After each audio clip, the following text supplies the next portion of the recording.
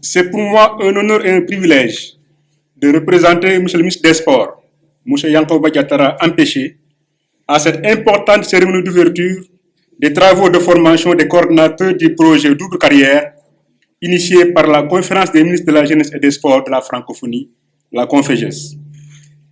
À l'entame de mon propos, je voudrais, au nom de M. le ministre des Sports, souhaiter la bienvenue au Sénégal à tous les participants et magnifier l'impact de nombreuses actions initiées par la CONFEJES pour accompagner les États et gouvernements membres dans la mise en œuvre de leur politique de sport et de jeunesse.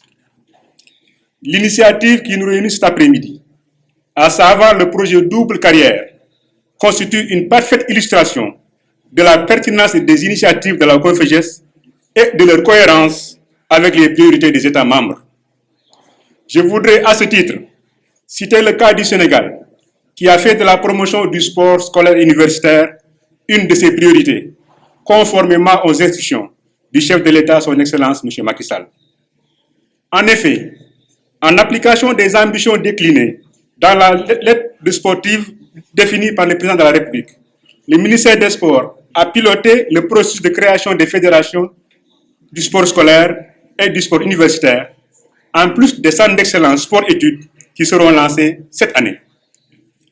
Aussi, la cible concernée par le projet Double Carrière, les jeunes de 12-13 ans, constitue une opportunité pour les jeunes talents de l'espace francophone en perspective des Jeux olympiques de la jeunesse que notre pays aura le privilège d'abriter en 2026. C'est pourquoi je voudrais, au nom de M. le ministre des Sports, remercier encore la CONFEJES qui a bien fait d'entreprendre un nouveau processus de repositionnement stratégique en initiant déjà la mise en œuvre de plusieurs activités, dont celle de la double carrière, pour accompagner les gouvernements et États membres dans leur mission de développement ciblé des différents sports.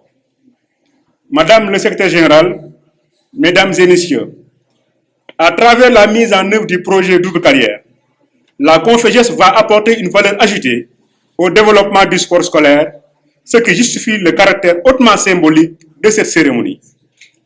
En effet, la synchronie sport-études est devenue une exigence pour nos États de créer l'environnement, les modalités et les opportunités pour nos jeunes athlètes élites. Cette stratégie d'écrémage de jeunes talents devant être soutenue par le dynamisme du sport scolaire et par des programmes adaptés.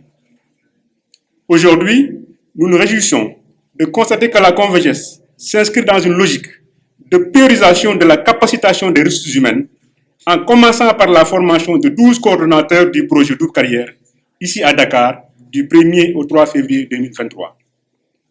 Mesdames et Messieurs les coordonnateurs, Monsieur le ministre des Sports, par ma voix, vous exhorte à ne ménager aucun effort pour répondre aux attentes de vos pays et de la CONFEJES.